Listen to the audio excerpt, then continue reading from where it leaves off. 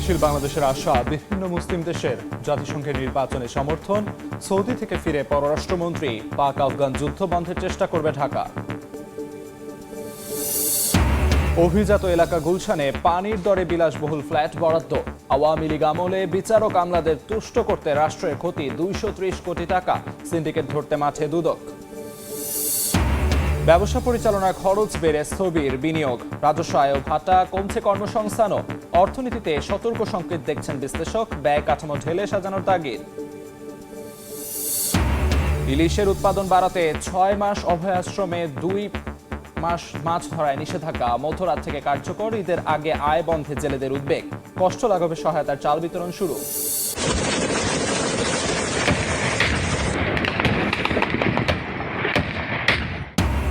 পাকিস্তান আফগানিস্তান সংঘাত আরও তীব্র। বাড়ছে প্রাণহানি ক্ষয়ক্ষতি। শাহবাজ ও আসিমের ভূয়সী প্রশংসা ট্রাম্পের। অবিলম্বে যুদ্ধবিরতির তাগিদ জাতিসংঘের।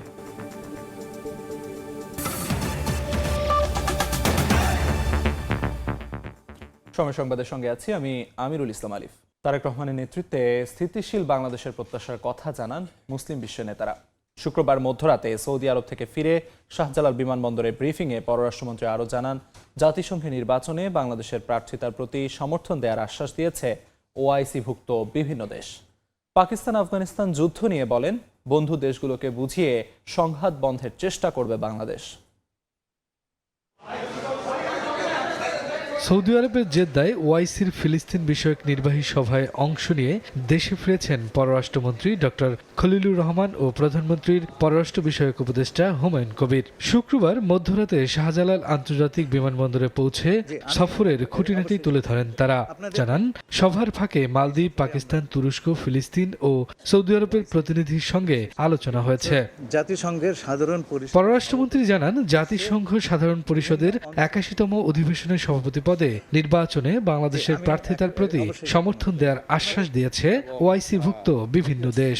এই সমর্থনকে কাজে লাগিয়ে জয়ী হওয়ার বিষয়ে আশাবাদী প্রধানমন্ত্রীর উপদেষ্টা। প্রত্যেকটি দেশ আমাদেরকে বিপুল সমর্থন দিয়েছে এবং আমাদের জন্য জাতিসংঘে কাজ করবার জন্য প্রতিশ্রুতি দান করেছে। সবাই আমাদেরকে জোরালো সমর্থন জানাচ্ছে যে আপনারা দাঁড়ান, এগিয়ে আসেন। তো দেখি আমরা এটার অ্যাসেসমেন্ট স্টক থেকে এটা করবো একটা পর্যায়ে। বাট মানে সফরটা অত্যন্ত সফল এবং ভালো হয়েছে। বিভিন্ন দেশের প্রতিনিধির সঙ্গে সাইডলাইন বৈঠক প্রসঙ্গে পররাষ্ট্রমন্ত্রী জানান, প্রধানমন্ত্রী তারেক রহমানের নেতৃত্বে বাংলাদেশে দীর্ঘমেয়াদী স্থিতিশীলতার বিষয়ে আশা প্রকাশ করেন মুসলিম বিশ্বের নেতারা। মাননীয় প্রধানমন্ত্রী জনাব তারেক রহমানকে আন্তরিক শুভেচ্ছা জানিয়েছেন এবং তারা আশা প্রকাশ করেছেন তার নেতৃত্বে বাংলাদেশ একটা দীর্ঘকালীন রাজনৈতিক স্থিতিশীলতা এবং ব্যাপক প্রবৃদ্ধি অর্জন করতে পারবে। পাকিস্তান আফগানিস্তান যুদ্ধ পরিস্থিতি মঙ্গলজনক নয় উল্লেখ করে খলিলুর রহমান জানান, প্রকাশ্যে না হলেও বন্ধু দেশগুলোকে বুঝিয়ে সংঘাত বন্ধের চেষ্টা করবে বাংলাদেশ। দুঃখজনক ব্যাপার, আমরা প্রকাশ্যে এই বিষয়ে কিছু বলছি না। আমরা আমাদের মতন করে বন্ধুদের বোঝানোর চেষ্টা করছি যে এ ধরনের যুদ্ধ কারোর জন্য মঙ্গলকর নয়। এ সময় স্বাধীন ফিলিস্তিন রাষ্ট্র গঠনে বাংলাদেশের দ্ব্যর্থহীন অবস্থানের কথা পুনর্ব্যক্ত করেন পররাষ্ট্রমন্ত্রী। দেখুন, বাংলাদেশের যে পজিশন প্যালেস্টাইনের উপরে, এটা দ্ব্যর্থহীন। শফিকুজ্জামান রুবেল, সময় সংবাদ, ঢাকা। আগামী 10 মার্চ নিজ জেলা বগুড়া যাচ্ছেন বিএনপি চেয়ারম্যান ও প্রধানমন্ত্রী তারেক রহমান। ফ্যামিলি কার্ড বিতরণ কার্যক্রম উদ্বোধন করবেন তিনি। ঘরের ছেলে আসার খবরে উচ্ছ্বাস ছড়িয়েছে সাধারণ মানুষের মাঝেও। এবার উন্নয়ন বঞ্চনা থেকে মুক্তি চান বগুড়াবাসী। শাহাদুল ইসলামের ক্যামেরায় আব্দুল্লাহ আলীর রিপোর্ট। প্রধানমন্ত্রী নির্বাচিত হওয়ার পর প্রথমবারের মতো তারেক রহমান আসছেন শিকরের শহরে। কৈশোর থেকে শুরু হওয়া সংগ্রামের দিনগুলো আর হাজারো স্মৃতির ফুলঝুরি মিলিয়ে বগুড়ায় তার রাজনৈতিক জীবনের প্রথম পাঠশালা। আগামী 10 মার্চ বগুড়া থেকে দেশের 14টি উপজেলায় ফ্যামিলি কার্ড বিতরণ কার্যক্রমের উদ্বোধন করবেন প্রধানমন্ত্রী। সদর উপজেলার শাখারিয়া ইউনিয়নের 3 নম্বর ওয়ার্ড দিয়ে শুরু হবে এই কার্যক্রম। ফ্যামিলি কার্ড বিতরণ কার্যক্রম সুষ্ঠুভাবে সম্পন্ন করতে ইতিমধ্যে জেলা প্রশাসক ও উপজেলা নির্বাহী কর্মকর্তাকে সভাপতি করে আলাদা 2টি জেলা ও উপজেলা কমিটি গঠন করা হয়েছে। ঘরের ছেলে প্রধানমন্ত্রী হওয়ার পর নিজ জন্মভিটায় আসার খবরে উচ্ছ্বাসিত সাধারণ মানুষ। অনেক ভালো লাগতেছে, যেহেতু 64 জেলার মধ্যে যেহেতু আমাদের বগুড়াতে ফার্স্ট এই ফ্যামিলি কার্ডটা দেওয়ার উদ্যোগ নিয়েছে। আমাদের বগুড়ার সন্তান, বগুড়ার ছেলে দেশের প্রধানমন্ত্রী, সে আমাদের এলাকায় আসবে, এটা তো আমাদের খুব মানে আনন্দের কথা। প্রথম সফর বগুড়াতে করবে এই হিসেবে বগুড়াবাসী আমরা খুবই আনন্দিত। প্রধানমন্ত্রীর সফরের খবরটি নিশ্চিত করেন স্থানীয় পল্লী উন্নয়ন ও সমবায় প্রতিমন্ত্রী মীর শাহ আলম। ইতিমধ্যেই ফ্যামিলি কার্ডের খবর আপনারা পেয়েছেন, যেটি পাইলট প্রোগ্রাম হিসাবে 14টি উপজেলায় আমরা শুরু করতে যাচ্ছি ঈদের আগেই। সব কিছু ঠিক থাকলে আগামী 10ই মার্চ বগুড়াতে উনি এটা আনুষ্ঠানিক উদ্বোধন করবেন। এর আগে নির্বাচনী জনসভায় গত 29 জানুয়ারি দীর্ঘ 2 দশক পর পৈতৃক ভিটা বগুড়া এসেছিলেন প্রধানমন্ত্রী তারেক রহমান। আব্দুল আউয়াল, সময় সংবাদ, বগুড়া। গুলশানে রাজুকের ফ্ল্যাট নিয়ে লঙ্কা কাণ্ড। বাজার দরের অর্ধেক দামে প্রভাবশালী আমলা ও বিচারপতিদের বিলাসবহুল ফ্ল্যাট বরাদ্দ দিয়ে রাষ্ট্রের 230 কোটি টাকা ক্ষতির অভিযোগ উঠেছে। আওয়ামী লীগ আমলের এই রূপসা প্রকল্পের অনিয়ম ও নেপথ্য সিন্ডিকেট ধরতে মাঠে নেমেছে দুদক। বিস্তারিত তাসলিম তৌহিদের প্রতিবেদনে। রাজধানীর অভিজাত এলাকা গুলশান, যেখানে একটি ফ্ল্যাটের প্রতি বর্গফুটের বাজার মূল্য প্রায় 30,000 টাকা, অথচ রাজুক তা বিলিয়ে দিয়েছে নামমাত্র মূল্যে। দুদকের অভিযোগ, 2024 সালে বিচারক ও আমলাদের তুষ্ট করতে 3000 স্কয়ার ফিটের বেশি 48টি বিলাসবহুল ফ্ল্যাট বরাদ্দ দেয় শেখ হাসিনা সরকার। প্রতি বর্গফুটের মূল্য ধরা হয় মাত্র 14,500 টাকা। গুলশানের মতো এলাকায় এমন দরে ফ্ল্যাট দেওয়ায় এতে রাষ্ট্রের ক্ষতি হয়েছে অন্তত 230 কোটি টাকা। দুদকের অনুসন্ধান বলছে, ফ্ল্যাট সুবিধাভোগীদের তালিকায় রয়েছেন সাবেক বিচারপতি, আইজিপি থেকে শুরু করে সাবেক সচিব ও এমপিরা, যেখানে এক একটি ফ্ল্যাটের বাজার মূল্য 9 কোটি টাকা হলেও তারা পেয়েছেন অর্ধেক দামে। রাজুকের রাজধানীর রূপসা অ্যাপার্টমেন্ট প্রকল্পে আওয়ামী আমলা বিচারকদের কম দামে ফ্ল্যাট দেওয়ার একটি অভিযোগ ছিল। সেই অভিযোগটির অনুসন্ধান শুরু হয়েছে। জড়িত সংশ্লিষ্ট সকলের বিষয়ে অনুসন্ধান শেষে প্রকৃত তথ্য উঠে আসবে। একটি এনফোর্সমেন্ট অভিযান পরিচালনা করা হয়েছিল, ওখানে প্রাথমিক সত্যতা পাওয়া গেছে। এই নগর পরিকল্পনাবিদ বলছেন, বিগত সরকারের মদদে একটি নির্দিষ্ট সিন্ডিকেটকে অবৈধ সুবিধা দিয়েছিল রাজুক। কারা কিভাবে প্লটগুলো পেয়ে থাকেন, বিশেষ করে ক্ষমতার অপব্যবহার বিগত সময়ে কারা করেছেন এবং তার সাথে রাজুক কেন্দ্রে কারা জড়িত ছিল। অধিকাংশ ক্ষেত্রে রাজনীতিবিদ যারা জড়িত ছিল, কারা অর্ডার দিয়েছে সেটা আমরা প্রায়শই মিডিয়ার মাধ্যমে শুনে থাকি। কিন্তু রাজুকের ভেতরে যে চক্রটা আছে সেই চক্র নিয়ে কখনো কথা হয় না। তাহলে আমলাতন্ত্রের ভেতরে এবং তাদের রাজুকের স্টাফদের মধ্যে যারা আছেন, এই চক্রটাকে উন্মোচন না করলে রাজুকের মধ্যে যে আমরা বলছি যে সততা এবং জবাবদিহিতা, সেটা আসবে না। ফ্ল্যাট বরাদ্দে এই অনিয়মের ঘটনায় ব্যবস্থা নিতে রাজুক চেয়ারম্যানকে চিঠি দিয়েছে দুর্নীতি দমন কমিশন দুদক। তাসলিম তৌহিদ, সময় সংবাদ, ঢাকা। ব্যবসা পরিচালনা ব্যয় বেড়ে যাওয়ায় দেশের বিনিয়োগ খাত এখন স্থবিরবৃত্তে, যার প্রভাব পড়েছে সরকারের রাজস্ব আয়ে। ব্যবসায়ীরা বলছেন, ব্যয় কাঠামোতে পুনর্গঠন প্রয়োজন। একই সঙ্গে রাজস্ব ঘাটতি ও ব্যবসায়িক মন্দাকে অর্থনীতির জন্য সতর্ক সংকেত হিসেবে দেখছেন বিশ্লেষকরা। সেলিয়া সুলতানের প্রতিবেদন। শুধুমাত্র কম মূল্যের শ্রম বিনিয়োগকে আকর্ষণ করে না। মূল্যস্ফীতি, বিনিয়োগ প্রক্রিয়ার সহজীকরণ, পরিবহন ও জ্বালানি, ডলারের বাজার, আমদানি রপ্তানিতে বিধিনিষেধ ও ব্যবসা পরিচালনায় কর ব্যবস্থাপনা বিনিয়োগের ক্ষেত্র তৈরি করে। এসব বিবেচনায় ভিয়েতনাম ও ভারত থেকে ব্যবসা পরিচালনা ব্যয় বেশি বাংলাদেশে। আমাদের ব্যাংকের interest rate high, inefficient logistics, আমাদের লজিস্টিক কস্ট অনেক হাই। এই সব কিছু মিলে বাংলাদেশের ইন্ডাস্ট্রি কিন্তু কম্পিটিটিভনেসটা হারিয়ে ফেলছে। তার সাথে আইন শৃঙ্খলা ও রাজনৈতিক অস্থিতিশীলতায় গত এক বছরে পুঁজিবাজার থেকে বিদেশি বিনিয়োগ কমেছে 270 কোটি টাকা। দেশের শীর্ষ 10 কোম্পানির 6টিতে বিদেশি বিনিয়োগ কমেছে।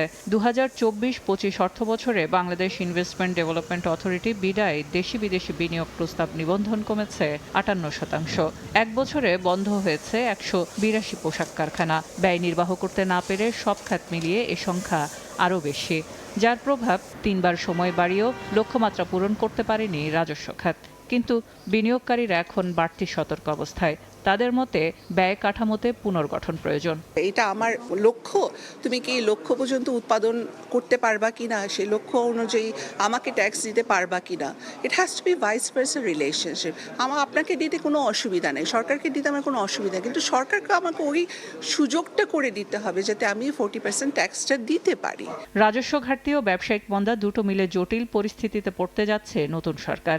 অর্থনীতির জন্য এটি সতর্ক সংকেত বলে মনে করেন অর্থনীতিবিদ। ব্যবসায়িকরা। কস্ট অফ ডুইং বিজনেস যখন বেড়ে যাবে তখন অটোমেটিক্যালি কিন্তু ব্যবসায়ীদের জন্য কর দেওয়াটা অনেক কষ্টকর হয়ে যাবে, এবং তাদের কর দেওয়াটা কষ্টকর হয়ে গেলে কিন্তু আলটিমেটলি দেখা যাবে কালেকশন কমে আসবে। তো এইটা কমে গেলে আপনার ঋণ নির্ভরতা বাড়বে, ঋণ নির্ভরতা বাড়ার সাথে সাথে ট্রেজারি বিল বন্ডের সুদের হার বাড়বে, সেগুলো বাড়ার সাথে সাথে কিন্তু ব্যাংকিং হারেও দেখা যাচ্ছে আপনার লেন্ডিং ডিপোজিট রেটের মধ্যে একটা ইমব্যালেন্স চলে আসবে। সংশ্লিষ্টদের মতে শুধুমাত্র পোশাক খাত ও রেমিটেন্সের উপর নির্ভর করে থাকলেই প্রবৃদ্ধি সম্ভব নয়, বরং রপ্তানির ঝুড়ি সমৃদ্ধ করতে পণ্যের বৈচিত্র্যতা প্রয়োজন বাংলাদেশের। সেলিয়া সুলতানা, সময় সংবাদ, ঢাকা। সময় সংবাদে আরও থাকছে, নরসিংদীতে ধর্ষণের শিকার কিশোরীকে হত্যার ঘটনায় প্রধান আসামি গ্রেফতার, ধরা পড়েছে আরও 6 জন। মীমাংসাকারী ইউনিয়ন বিএনপি নেতাকে দল থেকে বহিষ্কার।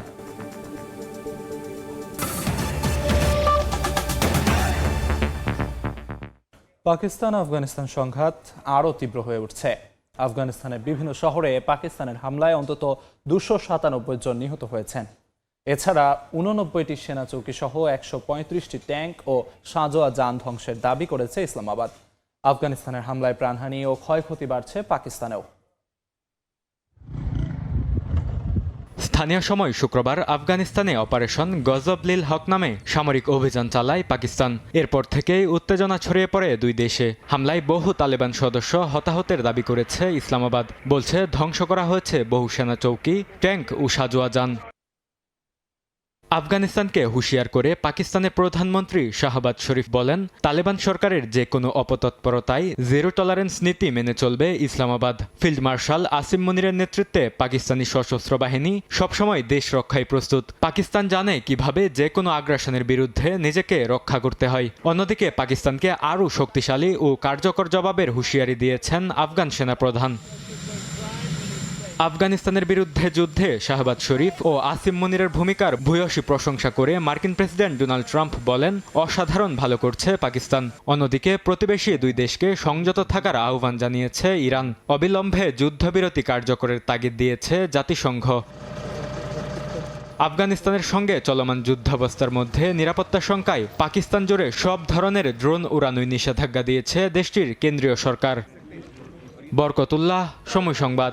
নরসিংদীতে ধর্ষণের ঘটনা ধামাচাপা দিতে কিশোরীকে বাবার কাছ থেকে ছিনিয়ে নিয়ে হত্যার ঘটনার প্রধান আসামি নুরাকে গ্রেফতার করেছে পুলিশ। এ নিয়ে অভিযুক্ত 9 জনের 7 জনই ধরা পড়েছে। বাকিদের ধরতে অব্যাহত আছে পুলিশের অভিযান। নরসিংদীর মাধবদীতে সংঘবদ্ধ ধর্ষণ ধামাচাপা দিতে বাবার কাছ থেকে কিশোরীকে ছিনিয়ে নিয়ে হত্যার ঘটনায় তোলপাড় সারা দেশ। 2 দিনের অভিযানের পর ধরা পড়েছে সংঘবদ্ধ ধর্ষণ মামলার প্রধান আসামি নুরা। শুক্রবার রাতে গাজীপুরের মাওনা থেকে তাকে গ্রেফতার করা হয়। এছাড়া ময়মনসিংহের গৌরীপুর থেকে ধরা পড়ে আরেক আসামি হজরত আলী। এ নিয়ে মোট 7 জনকে গ্রেফতার করল পুলিশ। ধর্ষণ 4 জনের মধ্যে 2 জনকে আমরা গ্রেফতার করতে সক্ষম হয়েছি এবং সালিশকারী 5 জনের মধ্যে 3 জনকে আমরা অ্যারেস্ট করেছি। কিশোরী আমেনা হত্যা মামলার প্রধান আসামি কিশোরী আমেনাকে ধর্ষণের পর হত্যা করেছিল। 1-2 মাইল রাস্তা আমরা দৌড়ে আমরা তাকে গ্রেফতার করতে সক্ষম হয়েছি। মেয়েকে সংঘবদ্ধ ধর্ষণ ও বাবার কাছ থেকে কেড়ে নিয়ে হত্যায় জড়িতদের দৃষ্টান্তমূলক শাস্তি দাবি করেন শোকে বিহ্বল মা। আমার এই কথা, আমি খালি বিচারে চাই, আমি আর কোনো আর কিছু চাই না। বৃহস্পতিবার মাধবদীর কোতালিরচর এলাকায় সরিষা ক্ষেত থেকে 15 বছর বয়সী কিশোরীর লাশ উদ্ধার করে পুলিশ। স্বজনদের অভিযোগ, 15 দিন আগে কর্মস্থল থেকে বাড়ি ফেরার পথে কিশোরীটিকে তুলে নিয়ে ধর্ষণ করে স্থানীয় বখাটে নুরার নেতৃত্বে 5 থেকে 6 জন। এ ঘটনায় দুপক্ষের মধ্যে মীমাংসা করে দেন ইউনিয়ন বিএনপি নেতা আহমদ আলী। পরে বিচার চাইলে মেয়েটিকে তার বাবার কাছ থেকে ছিনিয়ে নিয়ে হত্যা করা হয়। এ ঘটনায় আহমদ আলীকে দল থেকে বহিষ্কার করেছে বিএনপি। সময় সংবাদ, নরসিংদী। আজ মধ্যরাত থেকে শুরু হচ্ছে টানা 2 মাসের জন্য দেশের 6 অভয়াশ্রমে মাছ শিকারে নিষেধাজ্ঞা। সরকারের এই সিদ্ধান্তে ইলিশ উৎপাদনের সম্ভাবনা বাড়বে বলে মনে করেন মৎস্য কর্মকর্তারা।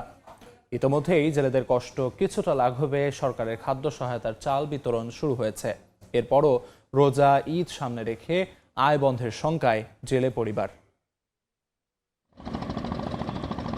শেষ সময়ে নদীর বুকে জাল ফেলতে ব্যস্ত জেলেরা। তবে এই দৃশ্য আর দেখা যাবে না আগামী 2 মাস। 1 মার্চ থেকে 30 এপ্রিল পর্যন্ত শুরু হচ্ছে 6 অভয়াশ্রমে মাছ ধরায় নিষেধাজ্ঞা।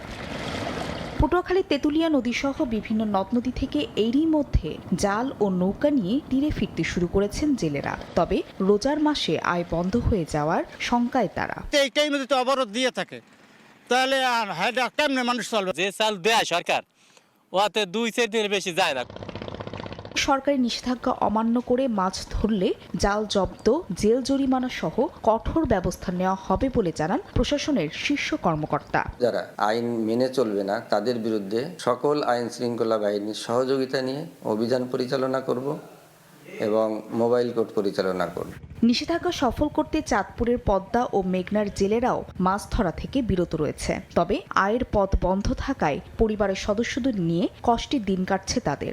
আমরা দুগা জাইলা কাটা চাইল পাই, হ্যাঁ শান্তি মতন পাই না, ঠিক মতন পাই না। চাল লগে মনে করেন এই যদি টাকা পয়সা করে দেয় তো আঙুলে আরো ভালো হয়।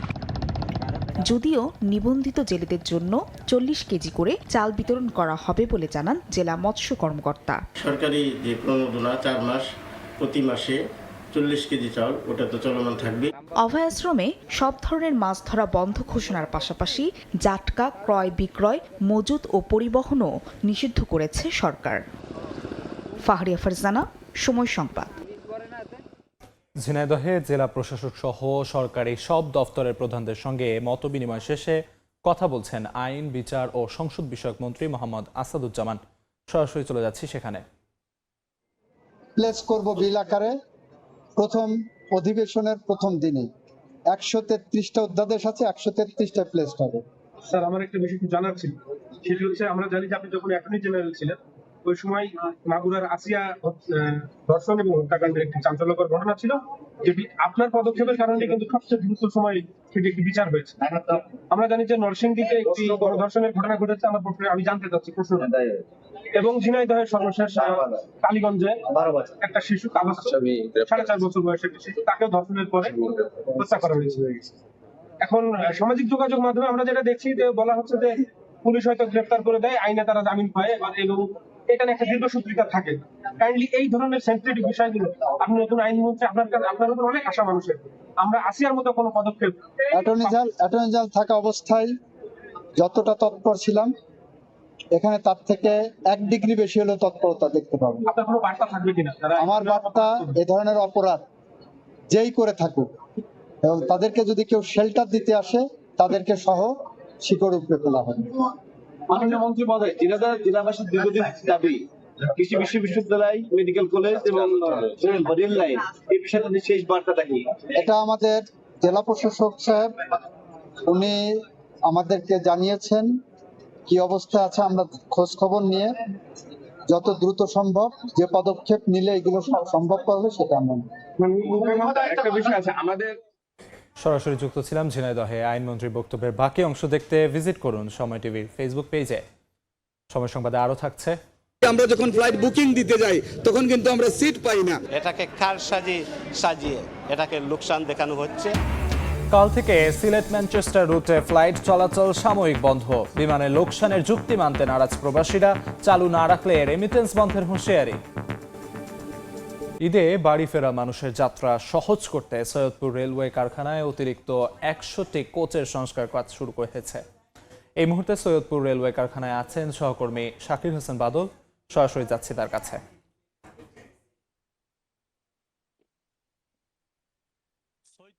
রেলওয়ে কারখানার 29টি সব জুড়েই এখন কিন্তু শ্রমিক, কর্মচারী, কর্মকর্তা সবারই কিন্তু মহাব্যস্ততা। কারণ আপনারা জানেন যে সামনে পবিত্র ঈদ উল ফিতর, এই ঈদ উল ফিতর উপলক্ষে ঘরমুখো মানুষ যারা পরিবারের সাথে ঈদ করতে বাড়িতে ফিরবে তাদের ঈদ যাত্রাটাকে স্বাচ্ছন্দ্য এবং সুন্দর করার জন্য সৈয়দপুর রেলওয়ে কারখানায় ইতিমধ্যে শুরু হয়েছে মহাকর্মযজ্ঞ। এখানে মোট 29টি কর্মদিবসের তারা 100টি কোচ সংস্কার করে আউটটার্ন দেবার সিদ্ধান্ত নিয়েছে কর্মকর্তাবৃন্দ। তার মধ্যে ইতিমধ্যে আপনারা 58টি কোচ আউটটার্ন দেওয়া হয়ে গেছে। এখানে আমরা ক্যারেজ শপের ইনচার্জ মমিনুল ইসলামের সাথে কথা বলেছি। ওনার সাথে কথা বলে আমরা যতটুকু জেনেছি, উনি জানিয়েছেন যে এখনো বাকি 10 কর্মদিবস আছে। এই বাকি 10 কর্মদিবসের মধ্যে 42টি কোচ আউটটার্ন দেওয়া হবে। এই 42টি কোচ আউটটার্ন দেওয়ার জন্য এখন পুরো কারখানার 29টি শপ জুড়ে চলছে মহা কর্মব্যস্ততা। কারণ এই মাত্র আর 10 দিনের মধ্যে প্রায় 42টি কোচ তাদেরকে আউটটার্ন দিতে হবে। কারণ সামনে পবিত্র ঈদ উল ফিতর, এই ঈদ উল ফিতরে হাজারো মানুষ তাদের পরিবারের সঙ্গে ঘরে ফেরার জন্য, পরিবারের সাথে ঈদ করার জন্য ঘরে ফিরবে। এই ছিল আমার কাছে সৈয়দপুর রেলওয়ে কারখানা থেকে কোচ নির্মাণ সংস্কার নিয়ে সর্বশেষ।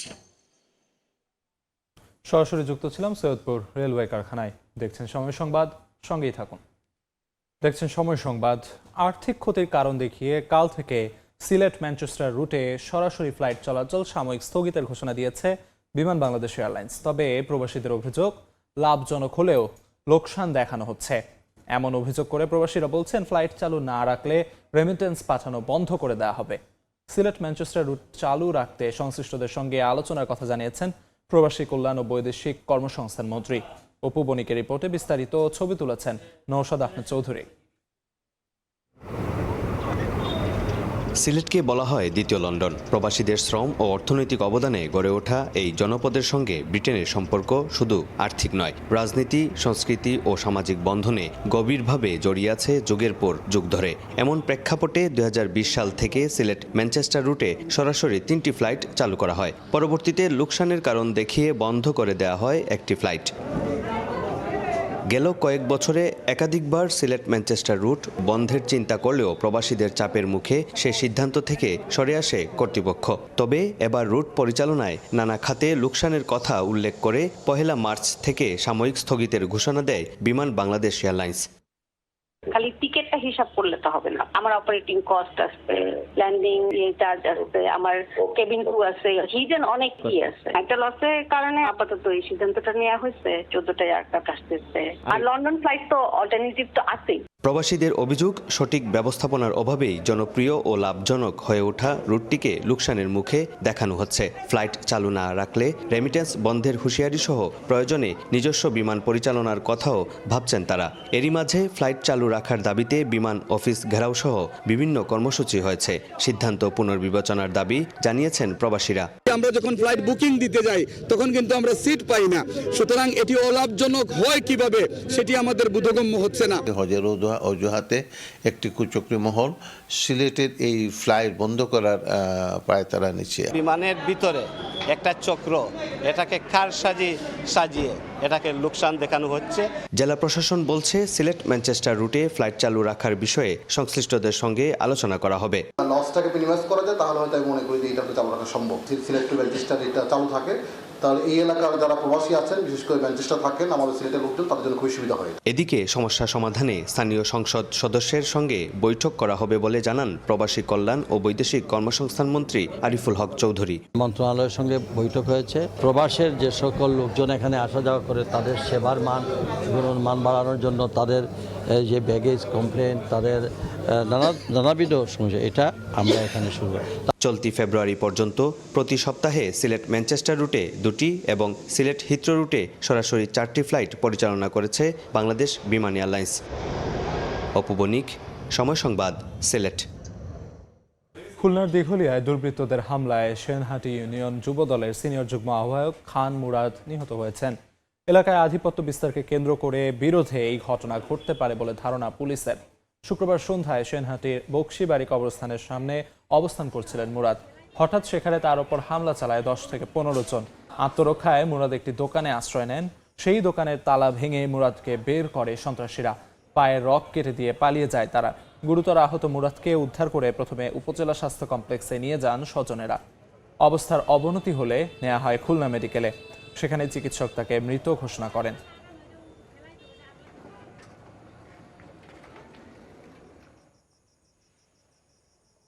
অমানসিক ভাবে হত্যাকাণ্ড করেছে, পরিকল্পিত হত্যাকাণ্ড। তারপরে তারা আটকে রাখছে, হসপিটালে আসতে দি নাই।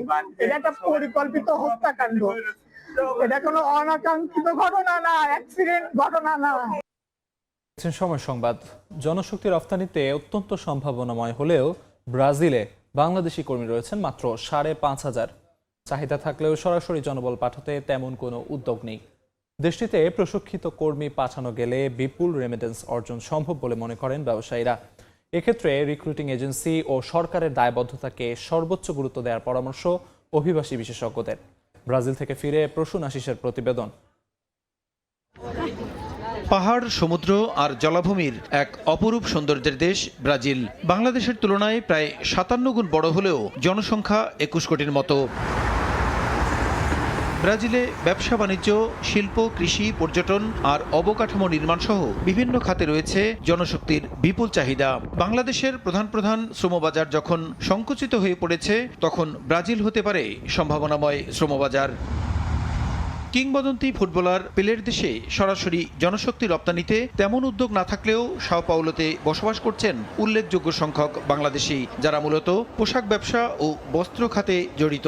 তাদের মতে বাংলাদেশ থেকে পোশাক আমদানিতে উচ্চ শুল্ক প্রত্যাহার করা গেলে ব্রাজিলে বসবাসে মিলতে পারে বিরাট সুযোগ। প্রোডাক্টগুলো যদি বাংলাদেশ থেকে এখানে আনা যায়, তাহলে আমরা হিউজ পরিমাণ এখানে আমরা ভালো প্রফিট লাভ করতে পারবো। যদি এখানে ট্যাক্স কমানো যায় এবং ইজিলি বাংলাদেশ থেকে এখানে আনা যায় এবং এখান থেকে কোনো জিনিস বাংলাদেশে নেওয়া যায়, তাহলে ব্রাজিলের মার্কেট আমাদের জন্য সুবিধা হবে। দুদেশের মধ্যে ব্যবসায় জড়িতরা জানান, স্থানীয় সংস্কৃতি ও আইন সম্পর্কে প্রশিক্ষণ দেওয়ার মাধ্যমে জনশক্তি পাঠানোর উদ্যোগ নিতে হবে। আর কর্মী পাঠাতে রিক্রুটিং এজেন্সি ও সরকারের পারস্পরিক দায়বদ্ধতাকে গুরুত্ব দেওয়ার পরামর্শ অভিবাসী বিশেষজ্ঞের। রিক্রুটিং এজেন্সিদের একটা ইনভলভমেন্ট রাখার দরকার, কারণ না হলে যেটা হবে যে ওনারা ওনাদের মতো চিন্তা করবেন, আবার সরকার একটা চুক্তির জায়গা করবে। এই যে সরকার এবং রিক্রুটিং এজেন্সিদের একটা আন্ডারস্ট্যান্ডিংয়ে আসতে হবে যে আমরা কমনলি জিনিসটাকে একসাথে চেষ্টা করি। শুধু হালাল ফুড ইন্ডাস্ট্রিতেই হতে হবে এরকম না, তাদের প্রত্যেকটা খাতেই কিন্তু আমাদের দেশের জনশক্তি যেতে পারে। এই বিষয়টা খুব স্ট্রিক্টলি মেনটেন করতে হবে। আমাদের দেশ থেকে যারা যাবেন তারা ব্রাজিলের ওই কারখানাগুলোতেই কাজ করবেন, তারা আনঅফিশিয়ালি পালায়ে যাবেন। ব্রাজিলে কৃষি, ব্যবসা ও হালাল মার্কেট সম্প্রসারণে কর্মী চাহিদা থাকার কথা জানিয়ে বাংলাদেশের রাষ্ট্রদূত তৌহিদুল ইসলাম জানান, দক্ষ জনশক্তি রপ্তানিতে নেওয়া হচ্ছে নানা উদ্যোগ। Particularly Brazil wants to grab the halal market of Middle East. Muslim man power ওদের লাগবেই। ব্রাজিলের অ্যামাজনিয়ান ফরেস্ট জোনে যদি আমাদের টিম্বার ওইগুলো প্রোডাকশনের জন্য যদি সেরকম একটা ল্যান্ড ব্রাজিল থেকে পাওয়া যায়, এগুলো নিয়ে আসলে এগ্রিমেন্টগুলো। সংশ্লিষ্টরা বলছেন, যুক্তরাষ্ট্রের কঠোর অভিবাসন নীতির কারণে বিকল্প হিসেবে ব্রাজিল হতে পারে বাংলাদেশিদের উপার্জন ও বসবাসের বিকল্প গন্তব্য। প্রসূন আশিস, সময় সংবাদ। বলিভিয়ায় টাকা ভর্তি সামরিক কার্গো উড়োজাহাজ অবতরণের সময় রানওয়ে থেকে ছিটকে পড়ে সড়কে। এতে যানবাহন বিধ্বস্ত হয়ে অন্তত 15 জন নিহত হয়েছে, আহত হয়েছেন 30 জনের বেশি। কর্তৃপক্ষ জানায়, স্থানীয় সময় শুক্রবার সান্তা ক্রুজ থেকে আসা বিমানটি এল আলতো বিমানবন্দরে অবতরণ করতে গিয়ে এই দুর্ঘটনা ঘটে। এ সময় উড়োজাহাজে থাকা নতুন ব্যাংক নোট ছড়িয়ে পড়ে। নোট সংগ্রহে ভিড় করে সাধারণ মানুষ। দেখা দেয় বিশৃঙ্খল পরিস্থিতি। তাদের ছত্রভঙ্গ করতে কাঁদানে গ্যাস ছোড়ে পুলিশ। আইন শৃঙ্খলা বাহিনীকে লক্ষ্য করে পাল্টা ইট নিক্ষেপ করে সাধারণ জনতা। সাময়িকভাবে বিমানবন্দর বন্ধ রাখা হয়েছে, চলছে তদন্ত কার্যক্রম।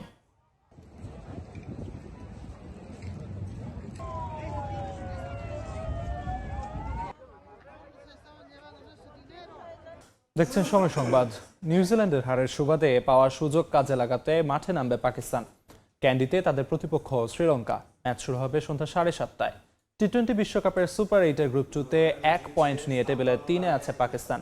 3 পয়েন্ট নিয়ে 2-এ নিউজিল্যান্ড, তবে নেট রান রেট মাইনাসে আছে পাকিস্তানিদের। অর্থাৎ সেমিফাইনালে যেতে শ্রীলঙ্কার বিপক্ষে বড় ব্যবধানে জিততে হবে সালমান আলী দলকে। পাল্লাকেলেতে আগে ব্যাটিং করলে জয়ের ব্যবধান হতে হবে 64 রানের, আর পরে ব্যাটিং করলে জিততে হবে 13 ওভার 1 বলের মধ্যে। গুরুত্বপূর্ণ ম্যাচে স্পটলাইটে সাহেবজাদা ফারহান 283 রান নিয়ে এখন পর্যন্ত আসরের সর্বোচ্চ রান সংগ্রাহক তিনি। আর 37 রান করতে পারলেই বিরাট কোহলিকে টপকে টি-20তে বিশ্বকাপের এক আসরে সর্বোচ্চ রানের নতুন রেকর্ড গড়বেন পাকিস্তানি এই ওপেনার। ক্যান্ডির কন্ডিশনে দাপট দেখাবেন স্পিনাররাই, সে হিসেবে লঙ্কানদের চেয়ে কিছুটা এগিয়ে men in green.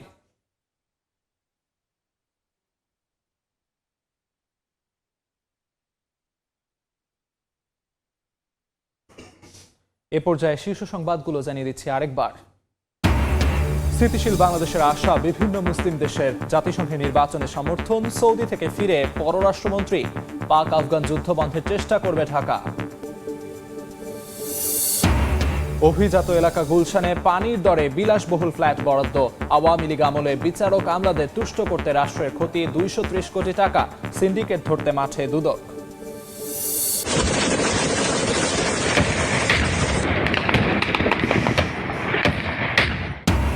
Pakistan Afghanistan সংঘাত আরও তীব্র, বাড়ছে প্রাণহানি, ক্ষয়ক্ষতি। শাহবাজ ও আসিমের ভূয়সী প্রশংসা ট্রাম্পের। অবিলম্বে যুদ্ধবিরতির তাগিদ জাতিসংঘের।